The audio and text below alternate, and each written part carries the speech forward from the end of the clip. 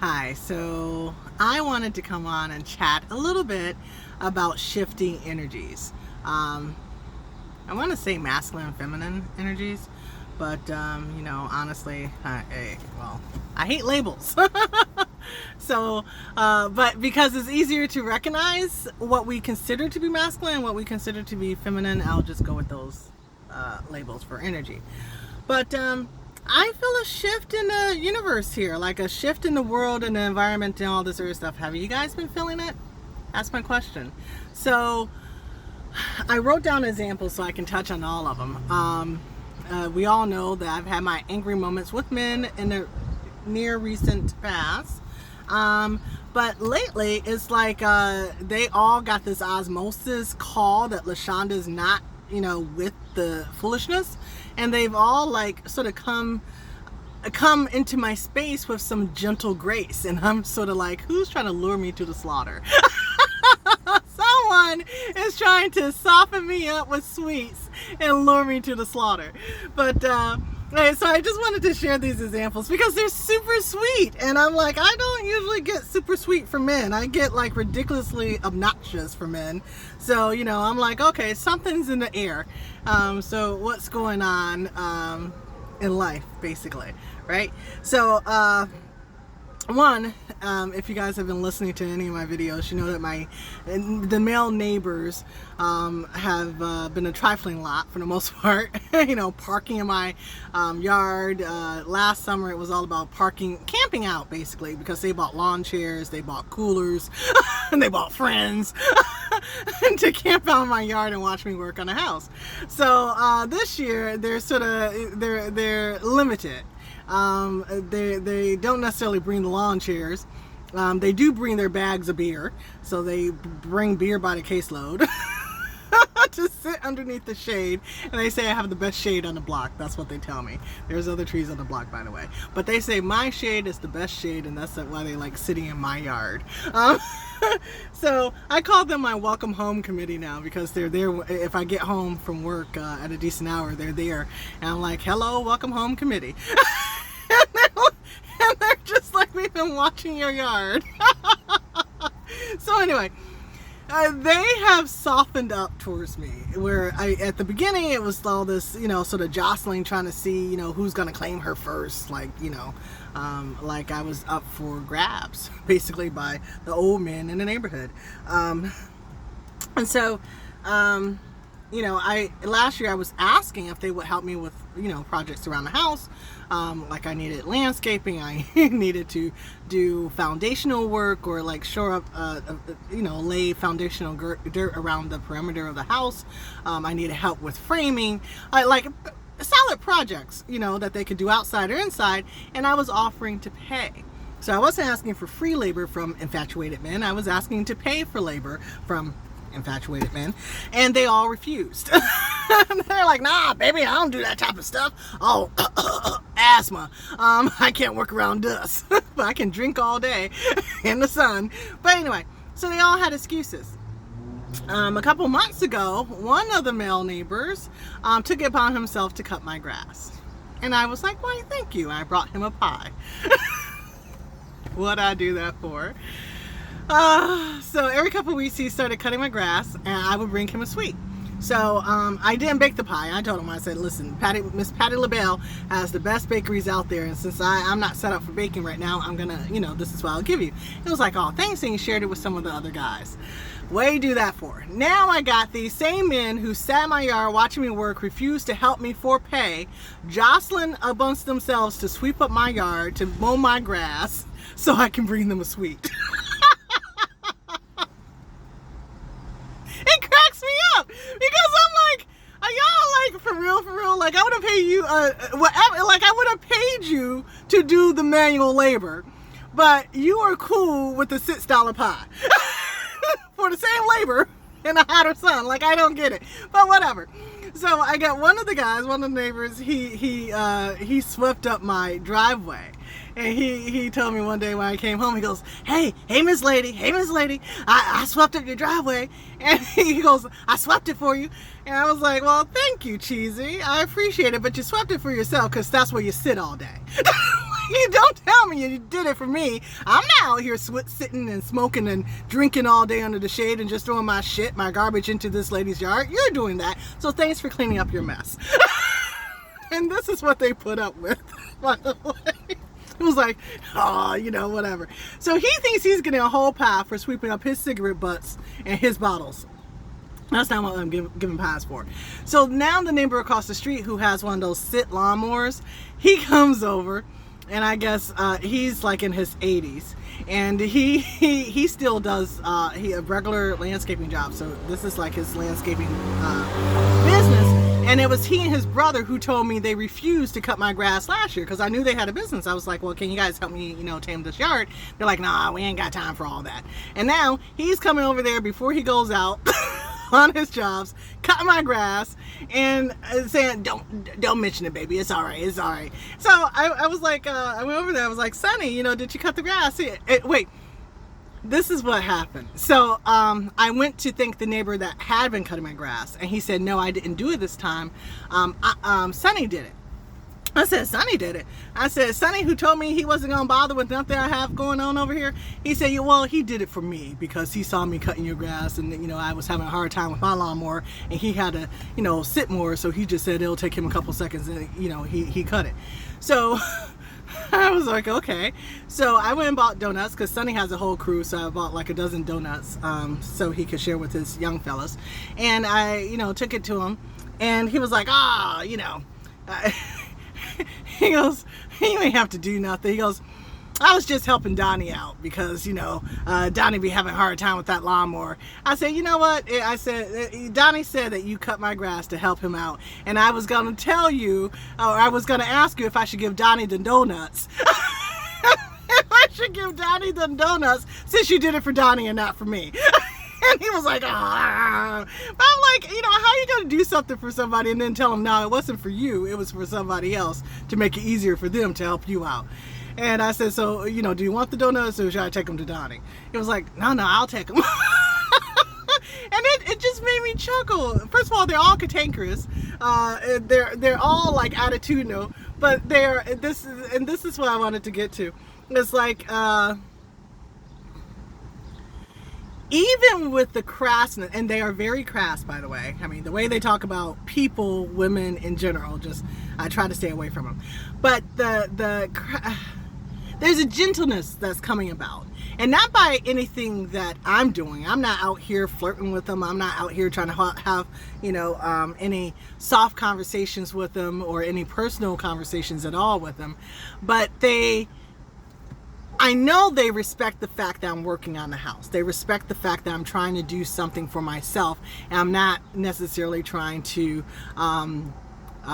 get their services for free. Like, they know I was completely willing to pay for services and completely open to any help they wanted to offer. And you know, they all had help to offer via mouth. All of them just talked my ears off. Oh, baby, you should do this. Baby, you should do that. Baby. All right, thank you. One time, a few times, I was like, instead of just telling me, why won't you show me? Like, why won't you show me what you're talking about? Because I can't envision all this great man speak that you're doing, you know, whatever. But anyway, but there's a gentleness about them where they are in their own way and in a very public way looking out for me. And so that's the shift that I'm sort of speaking to. It's like, you know, they started off very gruff and very aggressive, very abrasive, to the point where I was not. One of them actually told me, I came by your house the other day and everything. This was a family member of one of the group. He said, yeah, I drove past your house the other day. I knew you were home because your car was out front, but it was all locked up tight like nobody was home. I said, what you mean locked up tight? He said, well, you know, all the windows were shut and all the curtains were shut and the doors were shut. I said, who like stays home with all their windows and doors open in the hood? Like, who does that? He goes, well, I'm just saying, it just looked like you weren't home. I knew you were home. And I'm like, why is she all tied down and stuff like that? I just decided not to knock. I said, well, thanks for not knocking.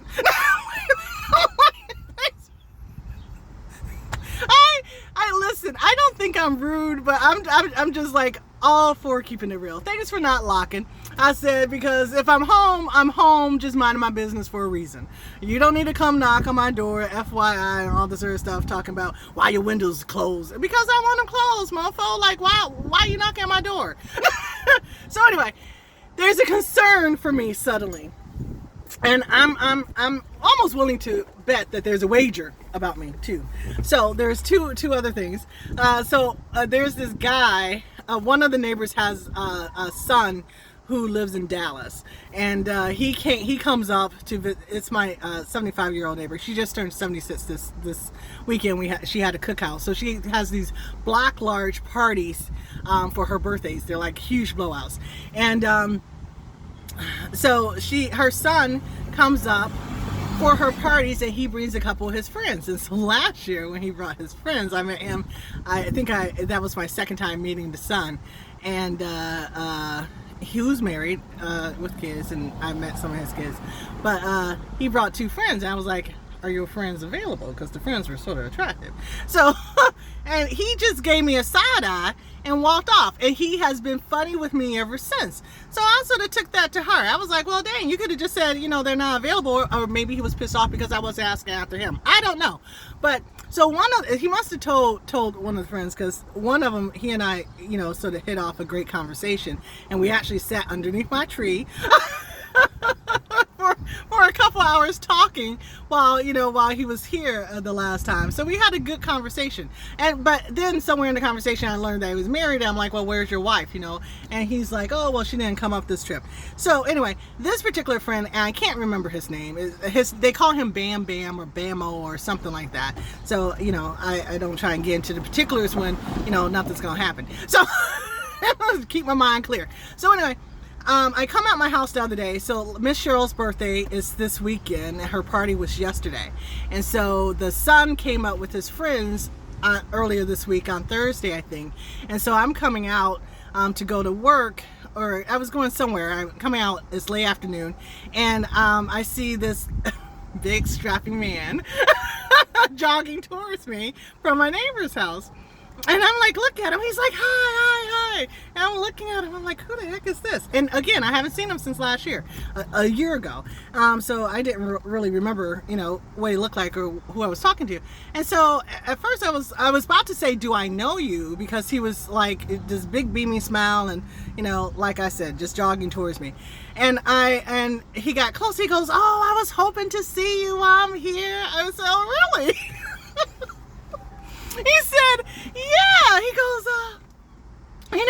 He goes, I was out, the guys were over here, and they told me you're home because your car's in the driveway, and they said, just go ahead and knock on the door. Just go. I swear, these men act like they want me to come out and play every day. Go knock on the door. See if she'll come outside. But anyway, they told him, go knock on the door. And he said, I wanted to come knock on your door. And I bit my lip because I was about to say, I'm glad you didn't. Don't come knocking on my door. Like, I don't know you like that. So anyway, he goes, well, I said, no, I'll just wait for her to come out. So that's why I was happy that I finally came out, like in the early afternoon or early evening. So then we started talking. First question I asked was like, did your wife come this trip? And he goes, no, she went to Greece. I was like, wait a minute. So you had an option to go to Greece or come to Milwaukee, and you came to Milwaukee to help your friend cook for his mama's birthday? He goes, well, my wife went on a women's retreat, and I really couldn't join her. I said, no, I think you could have made that work. Like, okay, honey, come to my room at midnight when the ladies are asleep. Something, like, figure something out. Join your wife in Greece. This is all I'm saying. So we sat there and we had another great conversation. and this is something he said that, I almost fell out laughing. It was so funny. So the last time we talked, he was going to meet his wife in Texas, and they were going to drive to Arizona, and I still have my Arizona plates on, and I had just come from Arizona, and so we were talking about that. So he did that, and so he picked up his wife, his daughter, and his mother, and they went on a road trip to the Grand Canyon. I think he said they stayed for like 10 days or something like that. So he's like showing me pictures, like we're literally standing on the street and just having this huge laugh. And at some point, when the conversation was over, it was like, thanks for the conversation. I said, the guys, as much as they're nice, all they do is grunt at me. And he laughed. He goes, I know. we will not have a full conversation. Like, hey, baby. Hey. I said, so this was nice to have an actual conversation, whatever. So he's showing me pictures, and he said, yeah, you know, we hiked. He goes, I went hiking with my wife, my mom, and my daughter, and we were in the Grand Canyon. I'm thinking, this is great, you know. We'll walk through the canyon, we'll do all this and XYZ. And he goes, but I didn't realize that the Grand Canyon was wild. It's like full on nature. And so he said we went off the trail. He goes, you know, so you start on the trail, you start on the hiking trail, and we're hiking, and it's paved. And then he showed me a picture of him walking with his wife behind him and his daughter like skipping down the trail. And he said, yeah, this is the beginning of the trail. This is the beginning of the walk. I said, oh, y'all look so happy. And he goes, yeah. He goes, but then we get off the trail and we're walking through the nature wilderness of the Grand Canyon, and we start hearing rustling. We start hearing, we know we're being watched by animals. And he said, suddenly it got to a point where we didn't see people. He said, you know, at certain points of the trail, we'll see other hikers and other people, and we're like, hey, you know, everyone's having their own experience. It's great. He said, but then we didn't see people. All we heard were like rustling leaves and animals. And he goes, I realized that I didn't know what I was doing. I ain't got no weapon, I ain't got no stick, I ain't got nothing. And we just out here in this nature wilderness of the Grand Canyon being watched by who knows what type of animals. And then he mentioned like mountain lions and cougars, and I was like, ooh, I forgot about that. I was just thinking about elk. You know, just don't, you know, run up on a bull elk. He's thinking big cats and everything. So he said, y'all, oh goodness. He said, so I decided to stop my family. Only man. And he's like 6'4", big, like looks like a baller, you know, as far as like broad shoulders and thick build. And he said, I held up my family together. And he said my wife immediately just started bawling. She just started crying because I said, hey y'all, listen. His mama, now get this, he's saying this to his mama, his wife, and his daughter, who's like, I think 7 or 9, between 7 and 9 years old. And they're all scared because they all hear these noises in the woods, right? And he said, y'all, love y'all, but someone has to live to tell the story. And it's gonna be me because I'm hauling ass. That. And he said, yeah, my wife just started bawling. She just started crying. And she was like, you can't leave us. He said, if something comes at us, I'm telling you now, I'm hauling ass, and I'm going to be the storyteller of our story, okay? And I said, please just take that back and tell me that you gave your wife and your mother and your daughter some comforting words that you guys will live through this experience. He goes, nah, I ain't have none of that. I had none of that. I almost fell to the ground laughing. I said, so your wife is still with you?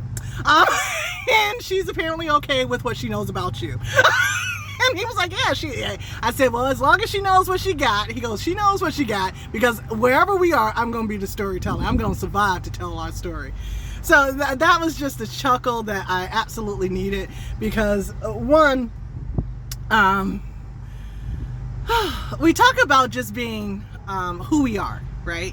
We talk about just being content to be who we are in our own skin, to be our true selves. Now, I have no reason to disbelieve him in saying that he was willing to leave his mama, his wife, and his daughter in the woods so he could be the lone survivor if push came to shove, because he's not trying to impress me, and that's certainly nothing any man would say to impress a woman. But it had me cracking up so hard. I was just like, I don't even know what to say because you're so wrong. Like, I was like, you're wrong on so many levels. Like, I don't even get it. But it was just a great conversation to have. And I always say it's so great to just talk to people who are just being themselves, right? They're not trying to hide nothing. And I think that's why he was such a great conversation last year. As flirty as he is, I'm like, and he's from the Virgin Islands, so I don't know if this is an island boy thing. I have no idea. But the first conversation was completely like he's available and down to do whatever, and I'm like, nah, you ain't getting an invite inside the house. That's not how this is working. But I'm happy to talk to you. Happy to have a conversation, you know. But so anyway, it's like the energy coming towards me from men right now is like energy I can literally deal with. Energy that is not aggressive, that's not scary and violent. I mean, I still have the violent outbursts from people at work or whichever, but it's energy that I am comfortable engaging with. And that's what I wanted to share. So it's been a while since I've been able to enjoy man's company because, you know, they're on all this crazy stuff most times. But now it's like men in various situations are enjoyable company, which is very engaging. So that was one thing. Let me see my notes while I'm talking because so one of the other guys who hangs out, he's a cousin of the Miss Cheryl, who's across the street. No, he's her nephew, and he's the cousin of some of the guys that he hangs out with. And so his name is Bo. So Bo was on it last year. He was like, "You gonna be my woman. You gonna be my woman." I was like, no, Bo, it's not going down like that. Like, I'm not in the market, Bo. Like, just he can just take that off your mind. It's not an option. It's not gonna ever happen. And he's like, no, you're gonna be my woman. So I'm like, okay. I haven't seen Bo in months. Like, he's fun to talk to when he's like being nice.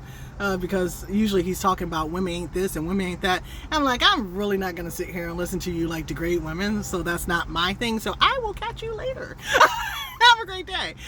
So anyway, I hadn't seen him for a while, so at the party yesterday, I went to sit by him. I was just like, hey, how's it going? He's also older, he's retired, he's had some health issues. So, and that's pretty much the way that I check on the guys. Like, they all have health issues, and I'll, you know, just say, you know, they'll tell me about their medical appointments and things like that, and I'll just make sure that, you know, I'm giving them the feminine lecture that they're all neglected. You know, make sure you're, you know, you're taking the medications, make sure you're following up on your appointments, make sure you're getting the care that you need, that type of thing. So I'm checking on Bo. I'm like, hey, Bo, you know, haven't seen you in a while, blah, blah, blah. And we're just talking. He's like staring at everybody's booty and the spandex and all this other stuff and giving me the tea on who's with who and who's not claiming who and all this other stuff. Men are they gossip all day long, by the way. Like, literally, there's no, Miss Cheryl is the only other woman on a block that talks to me. Like, there's no other women, it's all men. So I'm getting all my neighborhood gossip from the men, FYI. So anyway, I'm sitting with Bo, and one of his relatives or somebody, you know, comes by, and Bo, you know, just casually says, hey, this is my girl. And the guy goes, your girl? And I looked around, I said, your girl? I said, Bo, where's your girl? And Bo goes, well, what I mean by girl is this is our neighbor. And I was like, Bo, if you don't stop, I'm not your girl. And the man goes, well, you know, Bo, you know, just keep on trying to slip it in there. You know, maybe one day, you know, you might get to where you want to be. You know, I was like, don't encourage him. Please don't encourage this man. It's just a hot mess. But anyway, it cracked me up. These, I mean, they are entertaining to me, but they are only entertaining to me because I have good locks on my door. That's the only, like, if I had no secure locks on my doors and windows, I would be very concerned because they are far too eager. So that's that one story, right? And then my plumber, oh my gosh. So I owe him money, so I know that's part of the reason. But he has just a gracious spirit. Like, just such a gracious and supportive spirit. And he did his second welfare check on me this week. And my heart was just so warmed. So he did come knock on the door. And that's probably why because the guys were outside. They saw him knock on the door. They saw me open my door and they saw me let him in. So they're probably like, oh my gosh. But so he came by. He pretty much wanted to see where the work was because he has another he has to finish the job, but he can't finish the job until I get all my drywall and floors done and all that other stuff, and then he can finish the plumbing job. So and that's, you know, taking forever. So, but he came by, he goes, listen, I just wanted to come do a welfare check. You know, I haven't heard from you in a while, and I know this is stressful, and I know, you know, how it goes, because he's done his home renovations, but he has his wife as a partner and all this other stuff. So he was like, I just wanted to see what's going on and how you're doing. I was like, you are just too kind. Like, this is just so sweet. So this whole week, gentle, kind, gracious, compassionate, empathetic, masculine welfare energy just coming towards me, and I really don't know how to act. I'm just like, they set me up for something. Because that's usually how it is. But then so anyway, that's those are the stories I wanted to share. Oh, I can't go without my buddy. So my buddy Dewan sent me a text this week, and I was like, okay, so this is how men should really approach women in general. And I'm not talking romantic. I'm just saying, you know, just, well, one, like the plumber, you know, just checking on you, how you doing, sis? You know, life is hard. We all got it hard. But my friend, he sent me a text, and he was like, it was just like, hey, I'm just writing to say hi. I love you. Love you as a woman of God. I love you as a friend. I love you because you are just such a great person, and blah, blah, blah, Skippy. And I was just like, I was driving at the time when I got the text. I was just, oh, my heart. And this was after the plumber had stopped by and after someone else had checked in. I'm just like, where is all this love coming from? Oh, God, thank you for the love. Thank you for the love and the grace. I love it. I love it. I love it. And so, because I'm still a skeptic of appreciation, because I rarely get it, or so it seems, I asked him if he was okay. I said, thank you so much, but are you okay? Like, you're not on a bridge or anything, are you? Like, that was going through my mind. Don't be on a bridge, because I can't come and get you. He was like, I'm fine. He goes, I just send texts like that because I think people need to know that they're appreciated. Speaking my heart language right there. But he goes, everyone asked me the same thing. Are you okay? He goes, I'm fine. I just wanted to, you know, just tell you how much you mean to me. I was like, well, thank you. It's just the sweetest. Like, I'm still not quite blushing, but I'm blushing. So yes, I'm loving the male attention. So I was talking to two guys. A couple guys were talking to me last night. And mind you, a lot of this male energy is coming by coupled men, by the way. So, I mean, whatever. But I was having a conversation. It was a couple and then two of their friends. And it was the husband of the couple that was doing most of the talking. So he said, well, you know, how old are you? His wife was like, you know, don't ask her that. Why are you asking her that? And... And so I didn't say anything. And he goes, 30? And I was like, God bless you. He goes, 35? I said, bless your heart. Bless your heart. And he goes, 38? And I said, I'll be 47 in August. And the other guy goes, and a liar in July.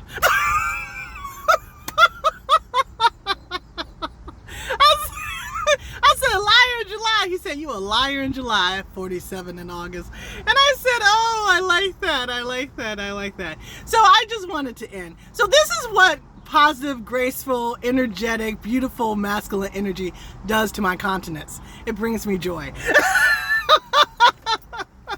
Even if I'm not acting on it, it's just a joyful thing to interact with men who aren't bent on being assholes. It's just a beautiful thing. So, you know, just to have a good laugh, just to have a good conversation, and to have no intentions for anything else, you know, it's a great thing. I hope that we get more of that as women in society.